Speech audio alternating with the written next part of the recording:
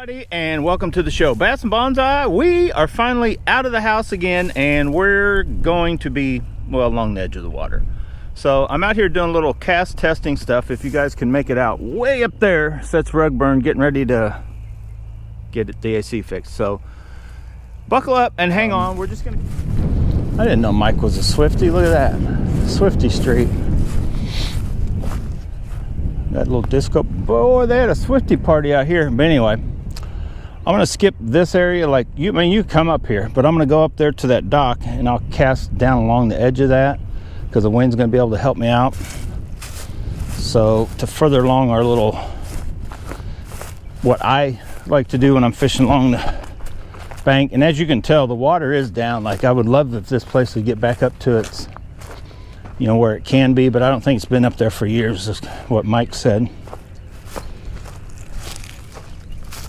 So this is where, if you saw in another video, or maybe this video, we were stuck at, but there's some chaos going on. This is an old dock. We got a dried up frog right there, poor buddy. So I should have left this thing over in the grass, but you stay there. We're gonna come up here. We can kind of look down and everything else, but just make some little pitches.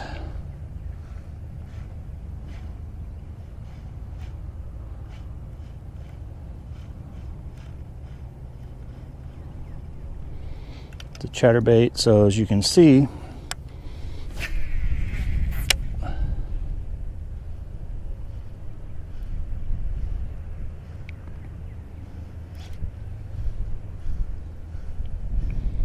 fish a little differently.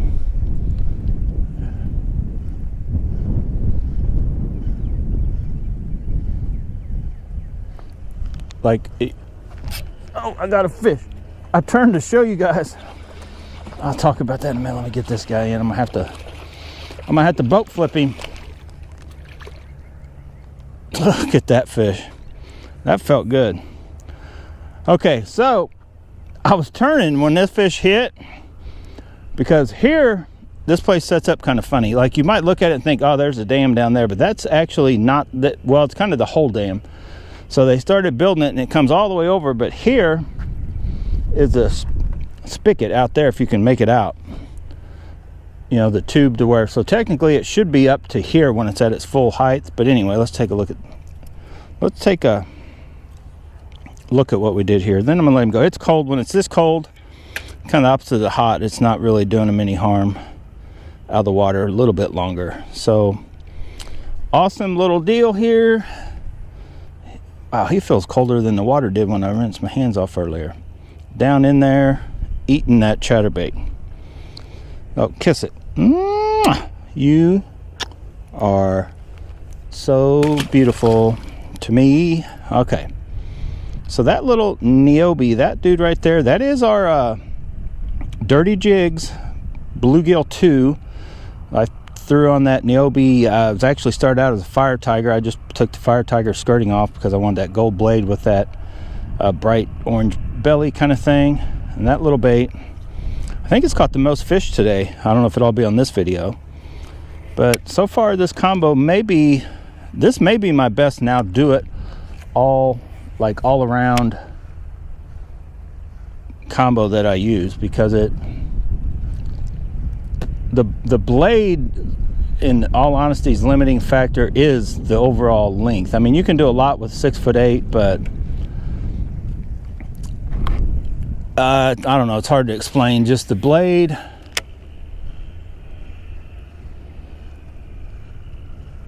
for me, I like it for the chatterbait, especially this size. But like for, I don't know, bottom bouncing jigs and stuff, and spinner baits, that Super Destroyer and the Poison Adrena just seemed better for some of that other stuff. To where this rod feels like it may have it all and be able to do a lot of it, just as good as any of the other rods I own. So as far as for a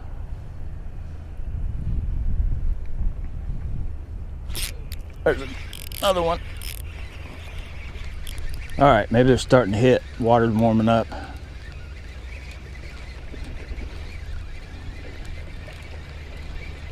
I shouldn't talk too highly about everything until I skied that dude. That is a good chunk. That seems to be about the average size. These chunks, look how fat they are.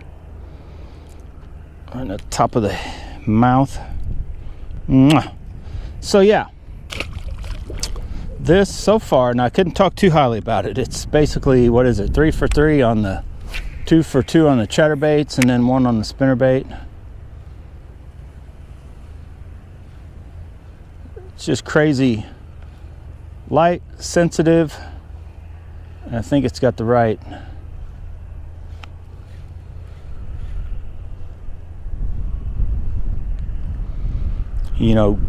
give where it needs to give, and then backbone where it needs backbone, just to be that kind of do it all. Let's try one all the way across. And it's definitely excellent at casting these 3/8 half-ounce baits.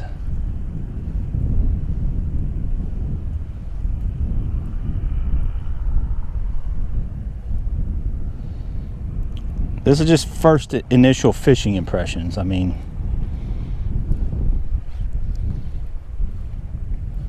but so far, I guess out of all the stuff I bought over the winter, this combo is probably my favorite. And I bought it separately. Bought the reel first for $300 or $350, then I bought the rod for $200 when they were on clearance. Like, I don't think I would still go spend that full price of what they want for this. It's like $3 something for the rod, $4.99 for the reel. That's asking a lot. But like total combo $550. Would I pay $550 again? Yeah, actually. Enough so that I need to look if I can come across another deal with a different, not the same, I don't want the same one, but these reels you can buy all day long now for $3.99. But if I can find another one for $350, and then I probably will buy another one, and then I guess I should just cast to the other side of the bank to see what was over there.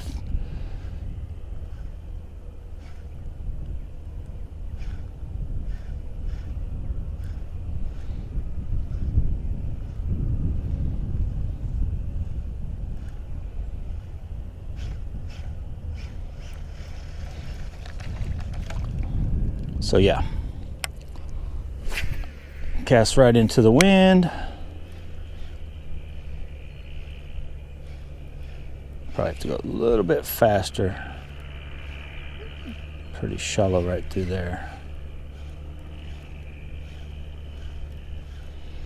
I was hoping as the day warmed up, so would these fish. Cast a little ways further out. There we go. Yeah, I should be able to go slow.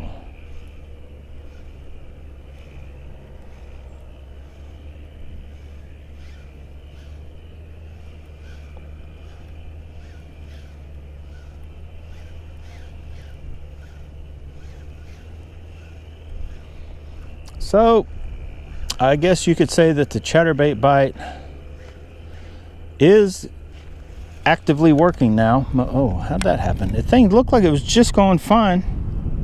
I may have jerked it that erratically.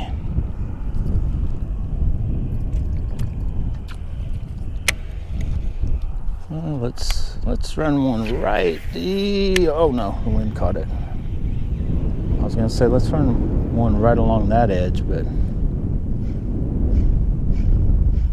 that's a little closer than I wanted to be.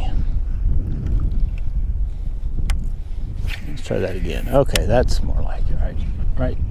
I think I threw it right on top of a chunk of grass.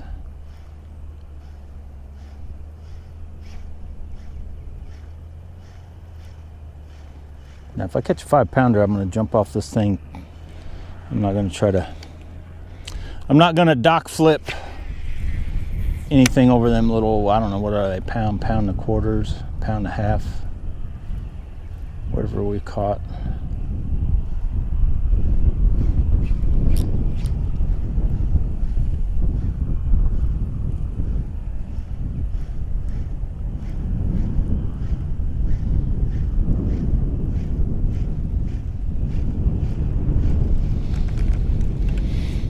All right, come on, boys.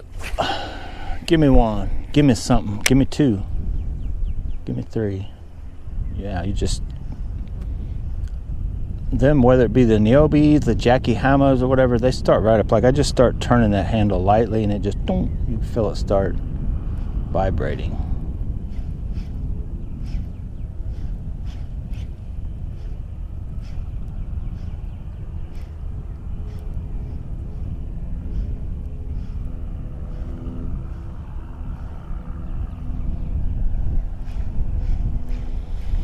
All right, well, I guess it's time. When it's time to move on, it's time to move on. Let's move on up. So I was casting pretty much. Well, I didn't make a cast way up here. Oh, a little too far.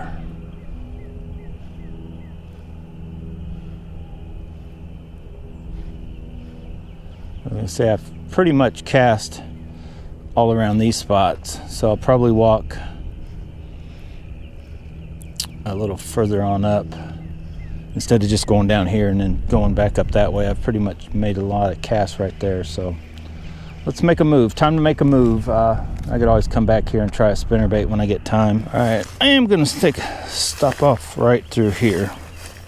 I was gonna walk on up there, but there's a couple spots I can hit from right here.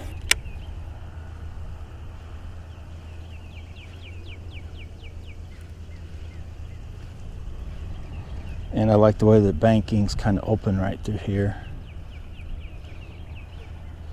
This wouldn't be a bad little spot to work my square bill. I could cast it all around different areas, and coming to me, it wouldn't be as likely to be gunked up. Have to like stop and wait on it to rise back up. I know I shouldn't, because I was casting almost to there. I'm going to cast just on the outside of that wood.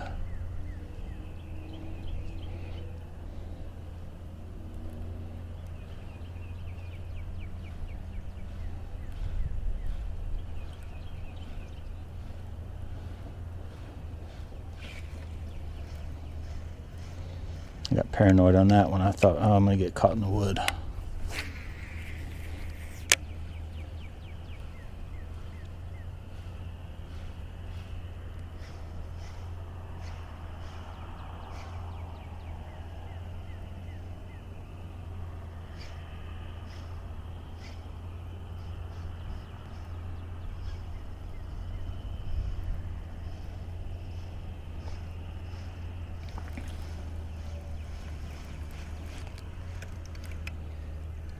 Yep, I was tickling the tops. Got a little too tickly. That's clean enough. Got a little too tickly up there. Got a little, let's see, I don't even know what that is out in the water. Old car. Old something. I'll try to come across it. Oh. I swear something's bumping that thing. It feels like it got lighter. I swear something was.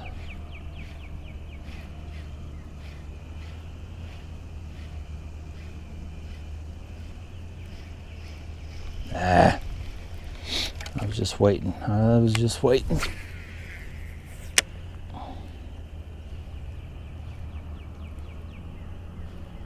Come on.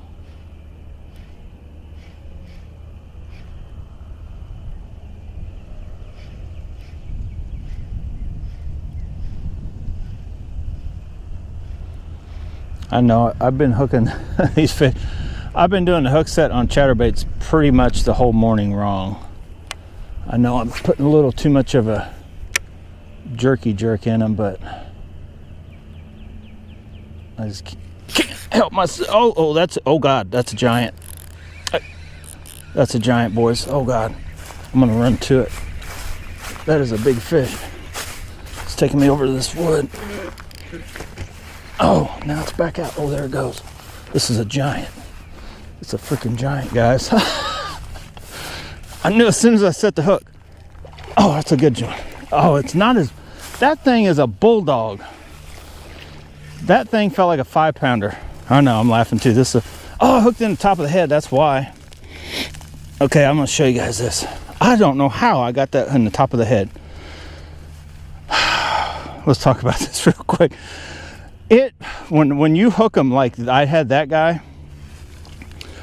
the easiest way I can explain it, it's, I don't know if any of you ever rode a horse, or just imagine you're the person on the back of the motorcycle and you're leaning away and you're like hoping the guy turns that way. Look where I had him hooked. He could do what I like instantly. I set the hook and I just felt this thing pulling that I had no control. Even a big bass, when you're in the mouth, it's kind of like having a bridle in a horse or just holding on to the mane. That was crazy, the feeling that thing had pulling. That they have so much power if you just hook to them. That's why when you hook a grass carp, like in the tail, that weighs 20 pounds, is a fight of your life. So I am loving our new combo so far. So let's get that shot. I should take a picture of that, but that's probably only a 2-pound bass that I thought was at least 5 or more, just by how wary it was hooked. That's insane. So let's let this guy go. And I'm actually going to end this video too. Let me set this rod down. So let's let him go. Get on out. Get on out. Look how they just disappear in that. Like they live in that. Like you see that on the surface of the bottom, and you're like, oh God, but they like live in that stuff.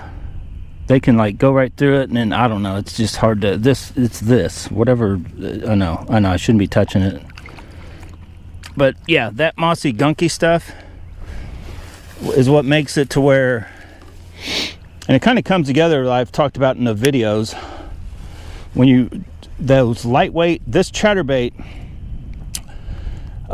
just because of the weight to the blade, it lets it, as soon as I start it, I can go slow. Now it's going to go down, but that 3/8 ounce or like a 1/4 ounce mini max, or even the 1/2 ounce big blade, the minute you go to a 1/2 ounce in this, you're not going to be able to go as slow, a little higher up.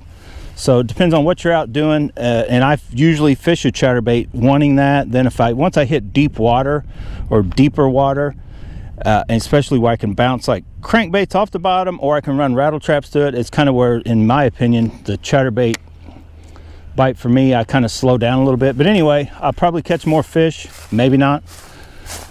But I'm going to end this video. I don't even know what I'm going to call this one. I did not get a chance to compare them all that well. I probably should tie this guy on, because what have I caught now? 3 chatterbait fish.